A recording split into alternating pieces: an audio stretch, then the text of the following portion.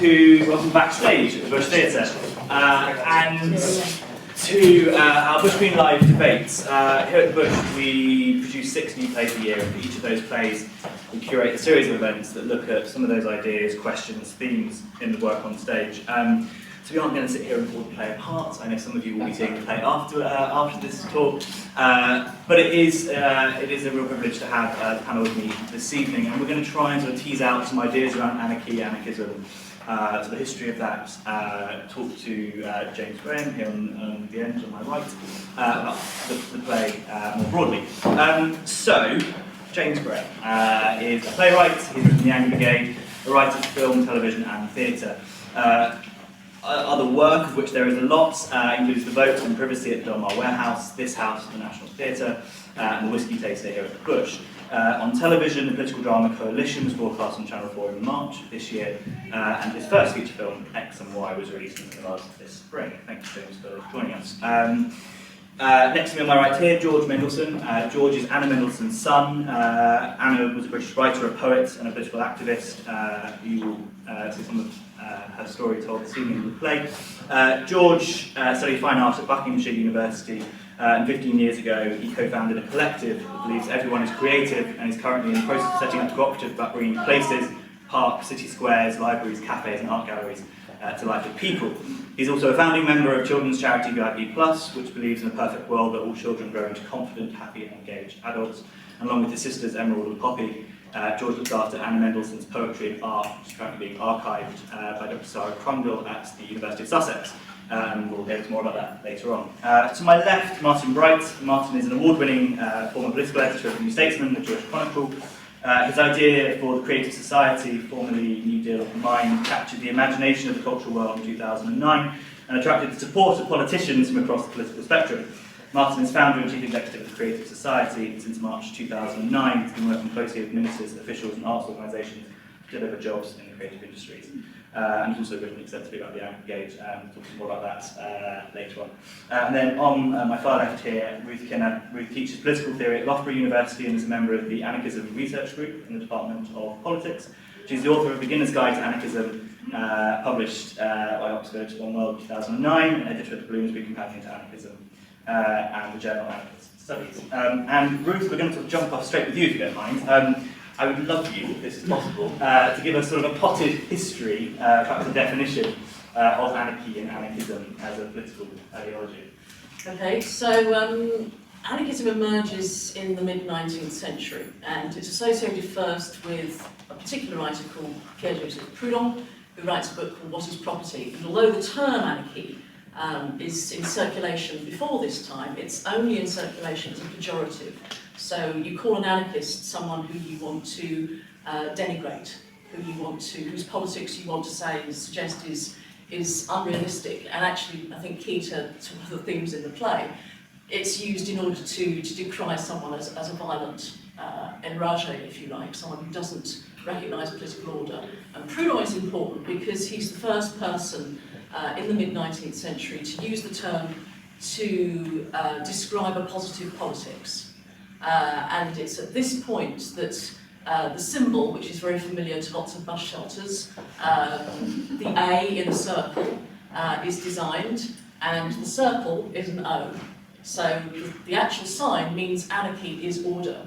And this is one of the central ideas of anarchism, that actually if you leave people to decide things for themselves, they are perfectly able to make decisions which are in their best interests, they are perfectly able to cooperate, and they are perfectly able to design systems which suit them. And if you attempt to impose laws and external orders on them, then actually what you're going to do, even if your intention is to do that for the public good or for somebody's best interests, then what you're going to do is to end up with a system which is inherently repressive. And the anarchist sees the system, or describes the system, as slavery. Because one way or another, because we are flawed, because we are partial, because we live in diverse ways where we don't necessarily always understand each other, if we try and fix rules in particular ways, we're likely to disadvantage people in ways that we don't understand and create disorder. Okay, so that's the kind of the principal insight, if you like, of the anarchist. Anarchism in the later 19th century emerges as a distinctive political creed, largely through its engagement with Marxism. And anarchists become very critical of Marxists, particularly on the issue of strategy. So one of the key arguments that the socialist movement have in the late 19th century is whether or not socialist movement should compete for political power through electoral strategies or through armed strategies. And the anarchist argues that if you try and compete for power, if you try and seize control of the institutions which maintain law, that is the institutions of the state, the army, the police, the bureaucracy and all the rest of it, then actually what you're going to do is end up being that person who represses other people.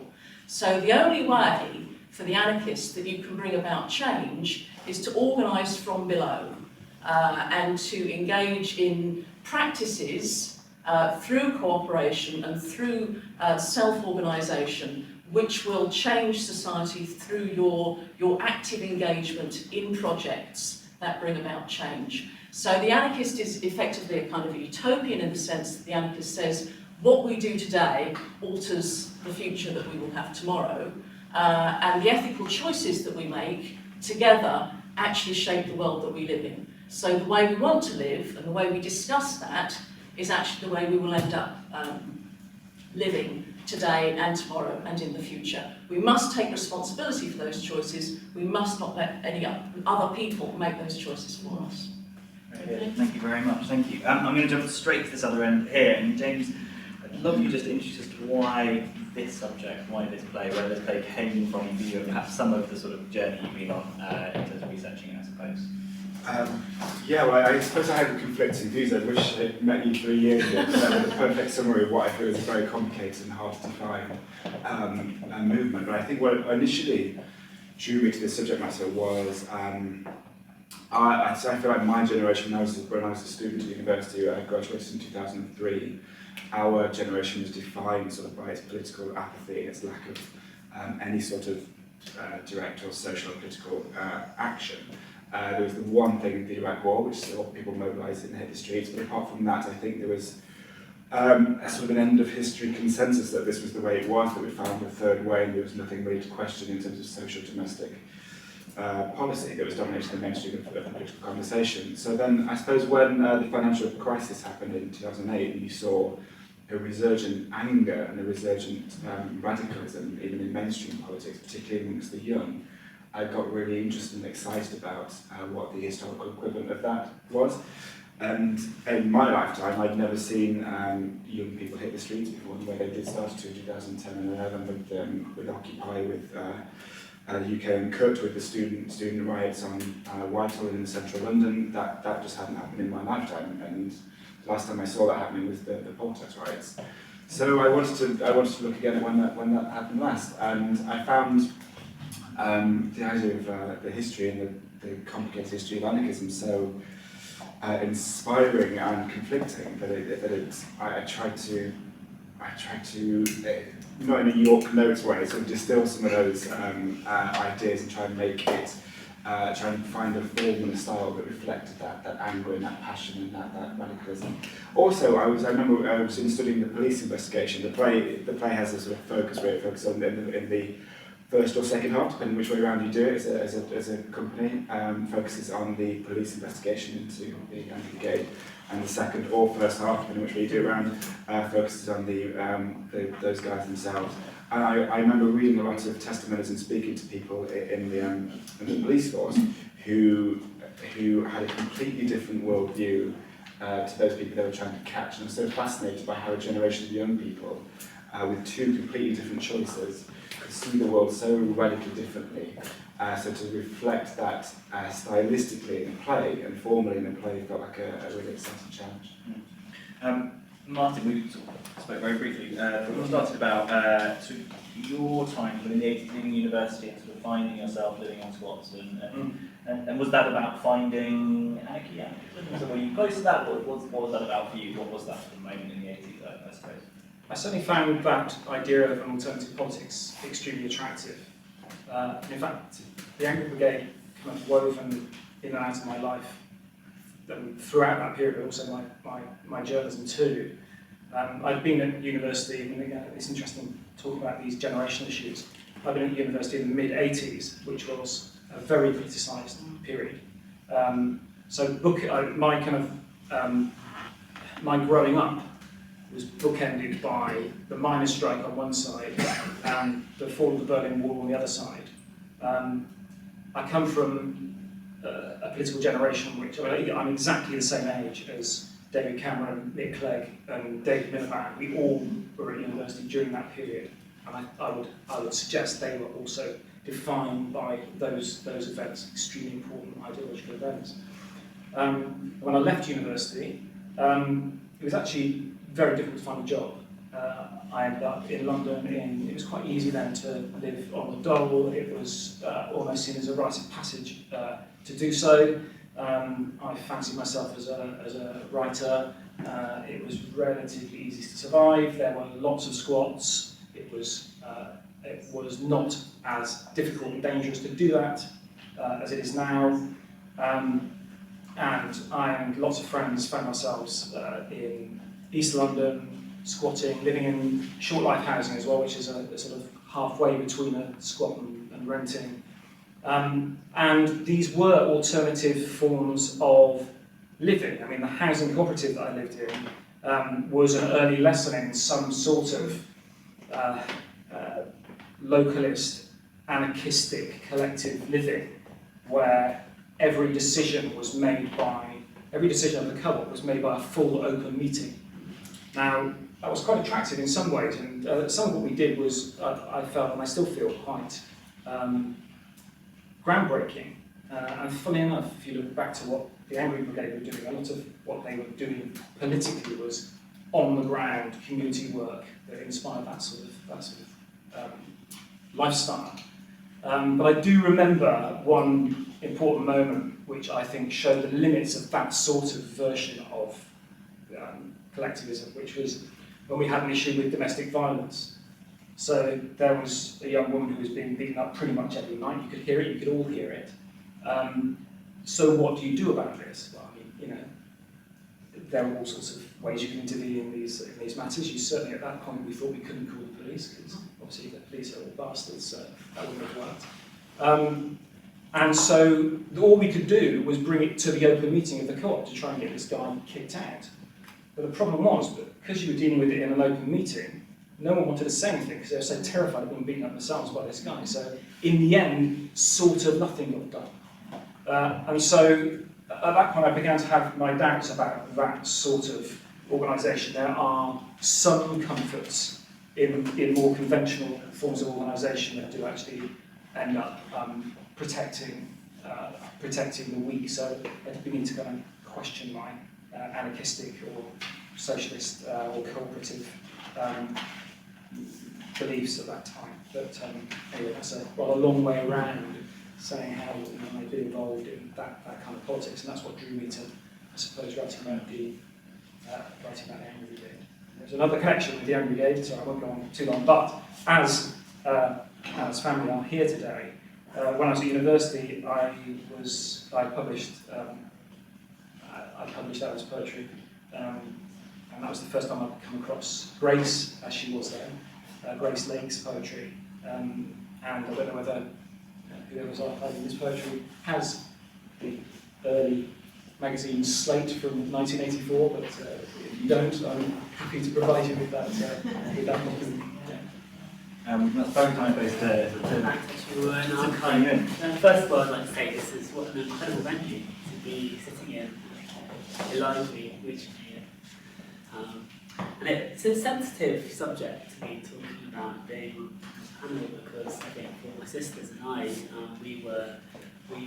me, this is a journey from something I was fostered at for, and I didn't have much access visits to Anna, and then we saw her again later on in her life. So again, this is kind of how I got in touch with James, because we're on a journey to this end of the day, where we're kind of understanding who Anna was, because that was when we did speak to her rightly so, she didn't want to talk about it. It was, that was it. She left because she wanted to be an artist, and she was an artist. But just to talk about, I mean, you were at the archive on Saturday, and there are lots of points in the archive and holes where she wrote a lot. So there's some contacts online, there's missing manuscripts. So it's really interesting to see later. I mean, nobody knew who she was. Yes. She was a mature student. She was a lot older than us, but she's a very striking figure. Looks like you, actually. Yeah, I mean, her poetry was absolutely extraordinary. So yes, I'd be very interested to talk about it. And because James, George, you talk quite a bit about Anna, of course, and sort of helping, supporting some of the sort of research, I suppose. I mean, what has that sort of journey been like so far, and have you been drawn to the politics, or? I think I should emphasise again, I would be really delicate, because it's really sensitive time, and there's people who just don't want to talk about it, and like you say, because they were squeezed, they were by the state, and I think there's an understanding that, it's, as James said earlier on, it's a dialogue to have a conversation with, and talk about what's happening now, and learn from what's happened in the 70s, and I know that's how I about it. I haven't been divulging any information which is private. It's been the understanding and having that conversation about asking questions between each other, and I'm on a journey like yourself, which is a very unique position to be someone who is supposed to be, it's my birthmother, and I'm in a position like so it's been that I'm not on a learning curve with my sisters. But yeah, I mean, when we be talking about it, and when there's been information come out, we have to be very mindful, and still are mindful about how we respect when we talk, because it's so sensitive. Yeah. Thank you. Thank you. I was really struck when I first saw the play, and sort of having known James for a while now, and sort of seeing the play here in our theatre, actually how this story, and for us as a theatre, how telling a very human story as well, as a way into some quite big ideas. I think this notion of anarchy, and perhaps in the 70s through the 80s, this kind of need for something something different politically.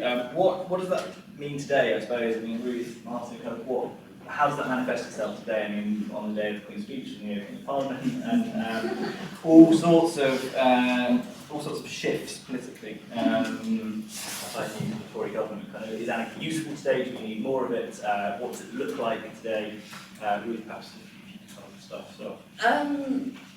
Well, anarchy, it's a very diverse movement, and it's a global movement, and I think there's been a kind of a shift in contemporary anarchism insofar as I suppose since the emergence of the social justice movement in 1999, 2000s, there's been a sense in which those who call themselves anarchists don't actually profess a strong ideology, because they want to emphasise, if you like, the self-organising potential of everyday practice.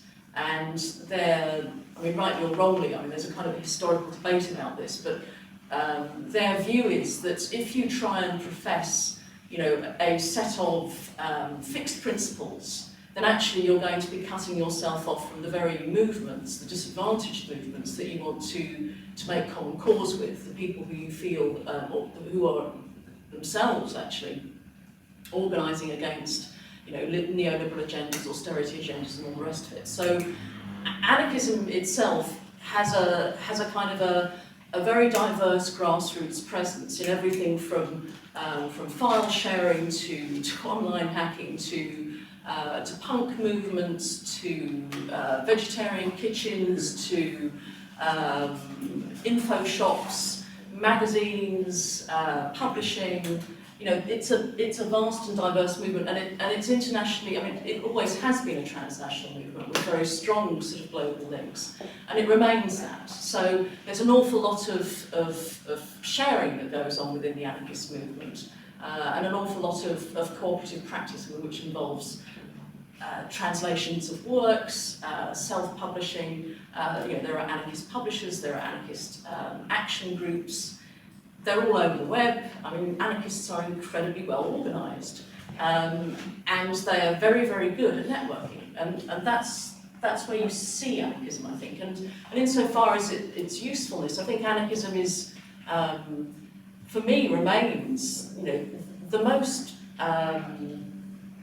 sort of everyday, commonsensical, radical politics. And that's its value, that it doesn't have ready-made solutions to things. It simply tries to chip away in different areas simultaneously to try and find cracks or gaps where people can express themselves in ways that they wish. And that, for me, I think is its great value.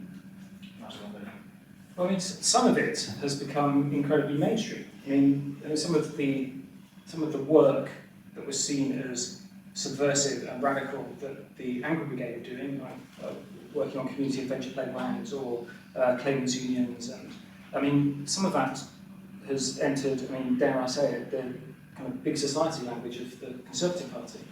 And if you talk to some people on the libertarian right of the Conservative Party, if you talk to David Davis, for instance, some of his ideas are quite close to anarchistic ideas. So it's become mainstream in that sense. And I think one of the interesting parallels between the work, if you talk about the work of the Angry Brigade on the ground, some of which was extremely naive, but some of which was quite sophisticated.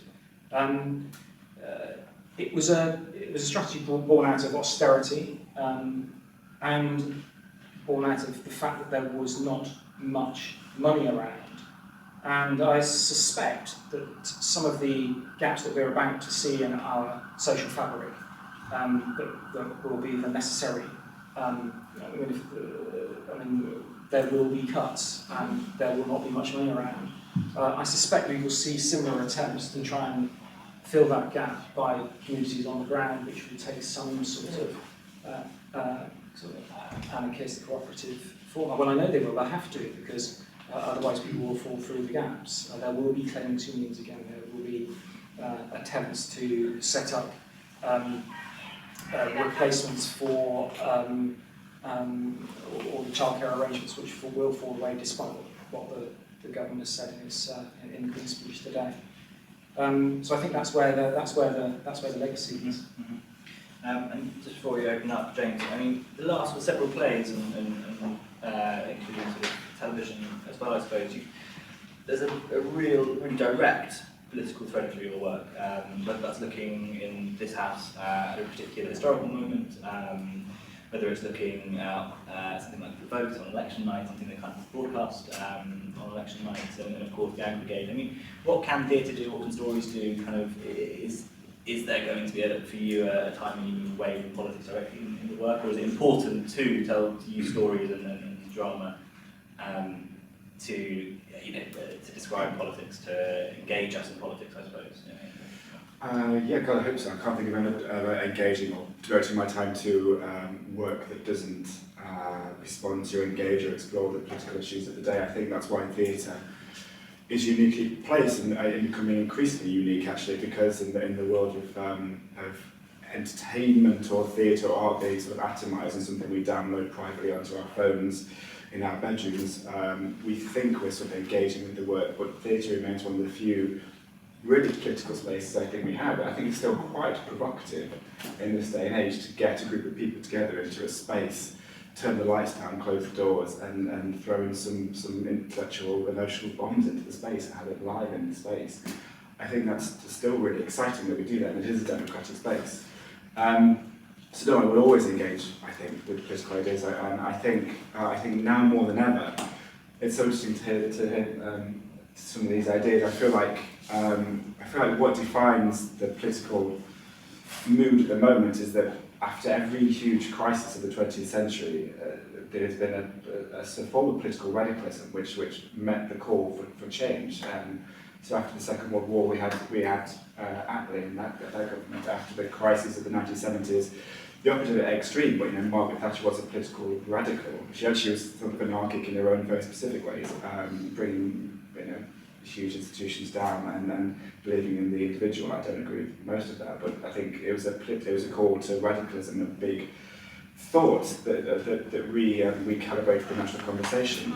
Following this crisis and this crash, the only really radical, vibrant, grassroots radicalism I can think of is in the form of nationalism, whether it's UKIP on the one hand or the Scottish nationalists on the other. I think there's a big void where big free-thinking grassroots thoughts are not there. It nearly happened with Occupy. It nearly happened. I think it is happening online. I think they're the new spaces. They're the new Notting Hill squads appearing in the internet. But I feel like there is something missing in our conversation at the moment. And watching the pomp and ceremony of the Queen's speech today makes me think it's a long way away from happening. So I think theatre is the space, hopefully, where we can be less constrained in our worldview. Can we open up for their questions in the room? Anybody on the panel or anything? Yes. Hi. It's hard to talk about the play before I've seen it, but I'm really brilliant. But I'm really interested in the whole notion of different world views that you talked about, James, and it was a fantastic potted summary about anarchism. Thank you very much for telling us like all the book. I should declare an interest, because one of the things that I'm interested in is in terms of the world views, it's arguable that even within the Angry Brigade and at large, I think you focus on 4 of the members of the Angry Brigade, and there were some differences within the actual group, particularly my husband, who was Jake Prescott, who was arguably the kind of the working class member of the group. I just wondered how you came to. I mean, obviously you had to kind of make some choices about where to focus. I'm not saying you should have focused on Jake, by the way. But I'm just interested in what you were trying to draw with some parallels between then and now, and was that the reason how you kind of shaped the play? Certainly parallels from then and now, it was the main driving factor to write when we get started. It's really nice to meet you. Jake Prescott does get brought into the play as an idea. Because you've all come out of the woodwork.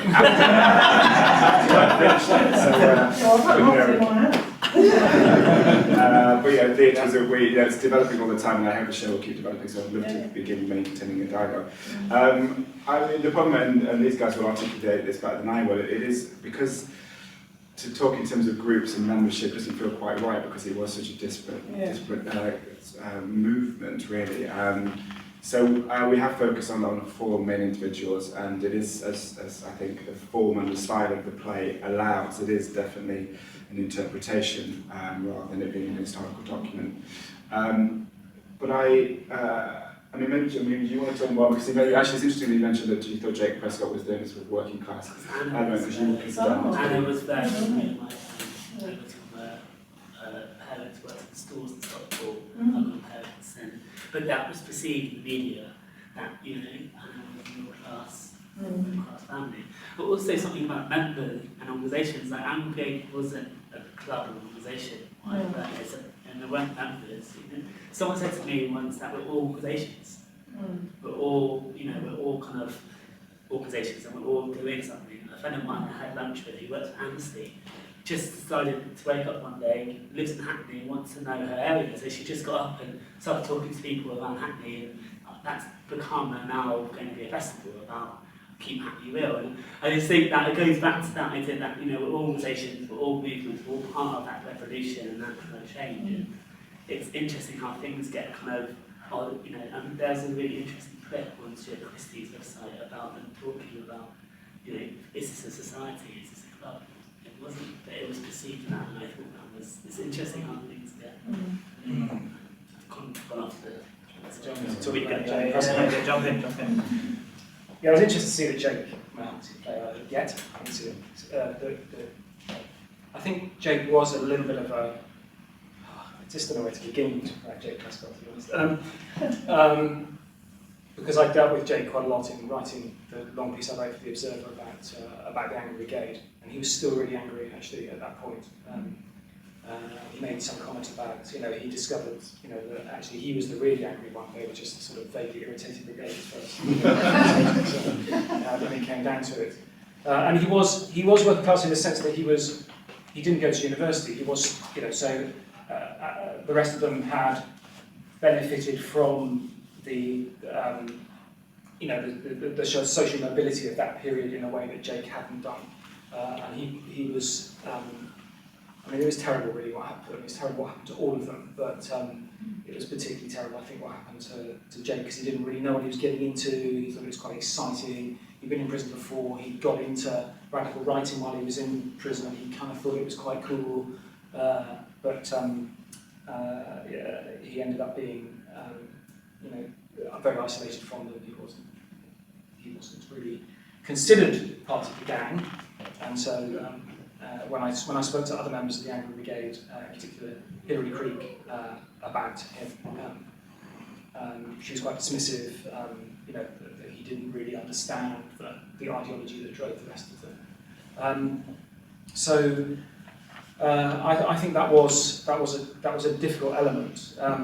I should say that I find the whole thing still incredibly troubling whenever I go back to think about it, when I go back to read about it. I think because ultimately they all were very young, and whatever you think about what they did, and actually none of us in this room really knows for sure what they did, because none of them properly ever really talked about it.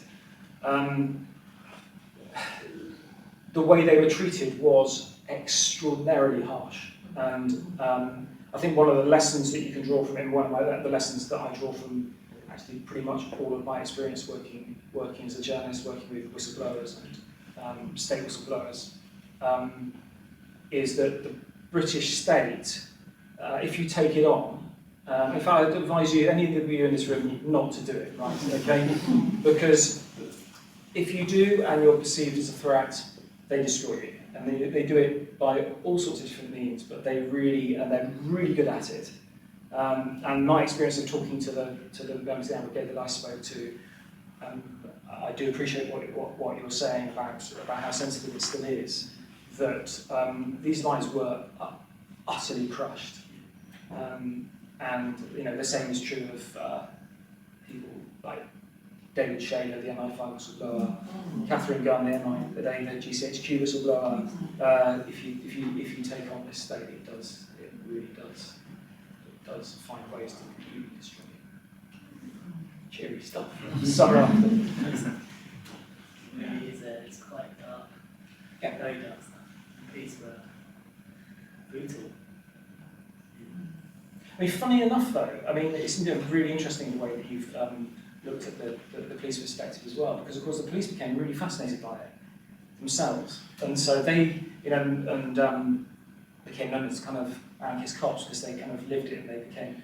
And I think you think of the parallels with the guys who infiltrated the down rights movement, kind of started to live it.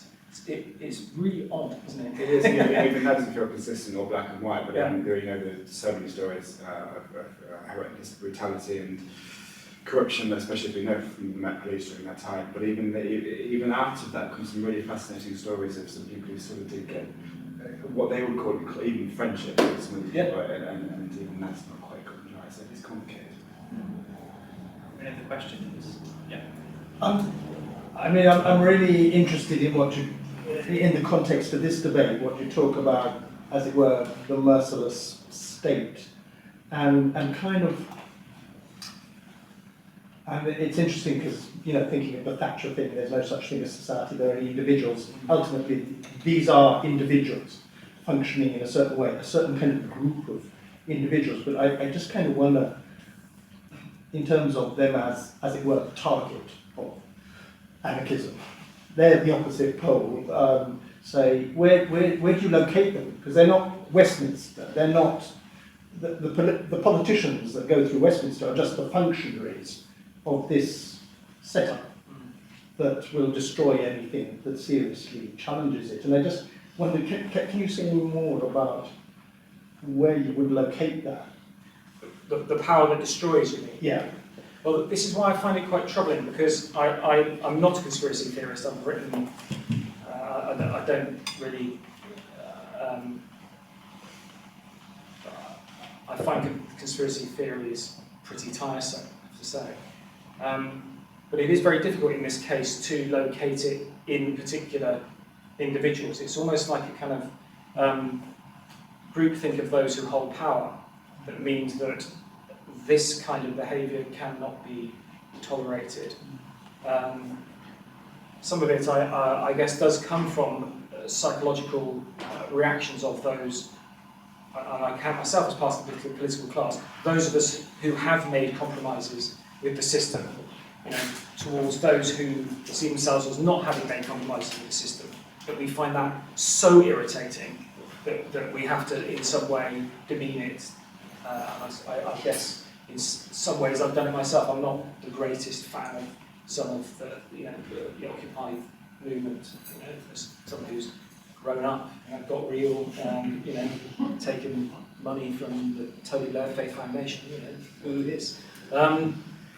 So I think some of it is just is about a collective idea that these are our children who are out of control and they must not be allowed to do this kind of thing. But some of it is actually genuine individuals within the civil service and within the intelligence services and within the police deciding that they want to destroy these people's lives, make it impossible for people to have careers, make it impossible for them to thrive under their own identities, make them feel that they have to leave the country. So I think it's a mixture of those, that sort of individual vindictiveness, sanctioned vindictiveness, and a more collective feeling that this kind of virus has to be somehow eradicated. We'll take a final question if there is one. No. I'm just going to sort of add to just one thing there. I think what I think the play doesn't quite address, and I think in future versions they'll try and make that happen, is that in terms of thinking about who the enemies were that these people were fighting and still fighting, I think it's important to acknowledge that some of often it was just about small injustices, and what gets a huge amount of focus in the media and because of the focus of the play, the bringing down of the state infrastructure and the police and the institutions and the establishments. But as George and people can talk about, Martin as well, that often what's happening in these groups, however you define them, were quite reasonable attempts towards social justice. There was a huge amount of work that was done on educating people on their benefits, on fighting for women and gay rights, they're teaching themselves law so that they could provide legal aid and help to people who won't be getting any of that. All basic stuff that we now sort of take for granted. And then there's the huge things that people fought for in those days that's are getting far, far worse. That obviously the anarchistic idea of property being the enemy, and that's just getting infinitely worse in London to the point to where I don't even know how we even begin to make that better and fight that. So I think if anything, one thing the play doesn't look at well enough from a writing point of view is some of those more modest aims of these groups that we are still sort of living with the injustice of today, and it's the lack of these groups, this thinking that depresses me at the moment because we're just not tackling it. It's going to slide and get far, far worse, and I don't know what the moderate or radical apart from the online activism, I don't know where that conversation is happening or where that fight is going to manifest itself. Maybe in the theatre, I don't know. What do you think the state destroys people in that way? I think actually what really frightens authorities is the challenge to moral norms. So the real panics that arise, and which are really quite easy to publicise through through a lot of different media, because we have this fear of the disordered, the other. It's the very moderate things, that people who simply want to dress differently, look different, not follow convention, these are the real threats, and that's what I think. It's not violence actually that gets the state going, or that in historical terms has ever got states going. It's actually people standing up and saying, I'm not going to get married anymore, I'm not going to work for you anymore, I'm not going to take your contracts anymore, I'm going to live differently. And that really upsets people. That seems to me, I think, to pose much more of a challenge, because there's the possibility of infection. And these are the languages that are used. Infection and contagion, that if one group of people start to do this, one youth movement, then actually this could go right the way along. And then what will we do? And I think that's why enormous time, attention and money is put into nipping those kinds of movements in the bud. And it was interesting, you talked about the student protests. The sentences that were passed down on people then were extraordinarily harsh. And I think that was precisely for the same reason. And the intrusive language that you refer to it naturally as the student riots. That's That's right. the language Right, of the language changes the way that we relate to it. You're completely right. You make a statement by calling it protest, and you Yeah. make a statement by calling it riot, and those two things are divided. I've just got a question. I saw the play a few weeks ago. I know that it is alluded to having connections with groups abroad, and they talked to a guy from Germany at one point. I was wondering how, to what extent were they influenced or inspired by stuff that was going on the continent, not just Paris in '68, but also the stuff that was happening in Italy in the early 70s? Or was it rather sort of more of a homegrown movement that found out about things abroad first? And look at sort of how much did the influence come in? My understanding, and Ruth will be able to explain more about this now, but I think it was completely inspired by those European factions, and I think we were slightly behind the curve in terms of that. And my understanding is that it was a global movement. There were networks internationally in France and Germany and Italy. Very often those speakers would come over here. All the names would disappear from my head. So I'm not going to say them, but yes, they would come over and speak in groups from Hampstead, Notting Hill, and anywhere. And my understanding is because Hell was a place as well. But yeah, they were absolutely influenced by those factions, and there were direct line of communications and movement of things through those channels as well. Shall I say again about that? I mean, again, it depends who you listen to, but it was always claimed that the gelignite that was found in the house when the police raided it was there because Hillary Creek had gone to France to collect it from connections in French terrorist movements. And I asked her about that, she wouldn't tell me about it. But there were those kinds of connections, and I think a lot of it's quite interesting looking at the autonomia movement in Italy, how close that was really in its thinking to some of the thought that was happening with Angry Brigade. I think it's worth looking a little bit though at some of the stuff that John Barker has said about this. That, yes, it was these were serious young people who were interested in serious ideas, and they were thinking about. Some of them had been there in '68. What had happened in France, but they were also drinking a lot, taking drugs, going to parties, listening to music. They were, it was also part of their lifestyle. They were having fun as well at the same time. That was, let's not think that these were kind of dour intellectuals just sitting, plotting, bombing police stations. That wasn't anything, even if indeed they did.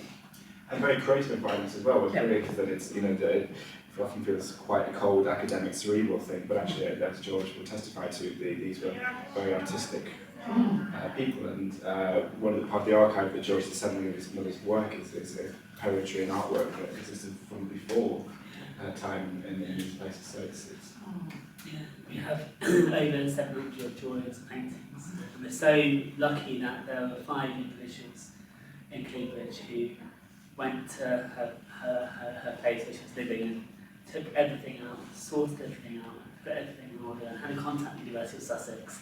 And these 5 people really had that trust and that bond with Anna, and we're really grateful for those people, because if we didn't have that, if it wasn't an archive, it would be sitting in boxes, and now it's being really looked after. The assets kind of the papers being frozen and really kind of being looked after for, and some of that will be online, Some of the diaries are private and that will be put in private collection for quite a few years because it's quite sensitive information that Anna's written, and so probably I with the help of these 5 people who helped collect that work, some of that information will stay private. That's our time. I hope you enjoyed the show. Thank you very much for joining us.